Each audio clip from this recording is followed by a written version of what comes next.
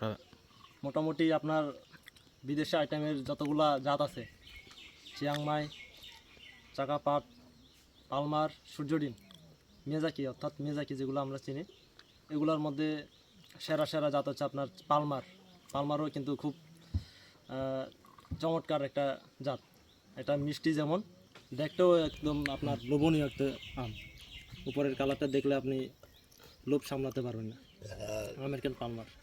এর মতো হচ্ছে আপনার সূর্য ডিম আছে। তারপর আরেকটা জাত হচ্ছে লালের মধ্যে কিং অফ চাকাপাত। মোটামুটি এই চারটা জাতের মধ্যে তিনটা খুব মার্কেটের ভ্যালু খুব ভালো। চিয়াংমাই দেখতে সুন্দর কিন্তু খেতে তেমন আপনার এত স্বাদ নাই, এবং এটা পচনও বেশি ধরে চিয়াংমাই।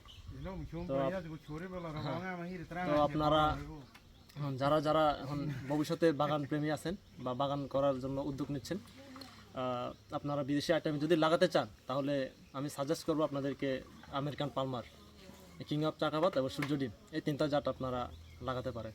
এতে বাণিজ্যিক খুব ভালো হবে এবং পারিবারিক আপনারাও খুব পারিবারিক চাহিদার জন্য খুব ভালো হবে। খুব মিষ্টি একটা আম।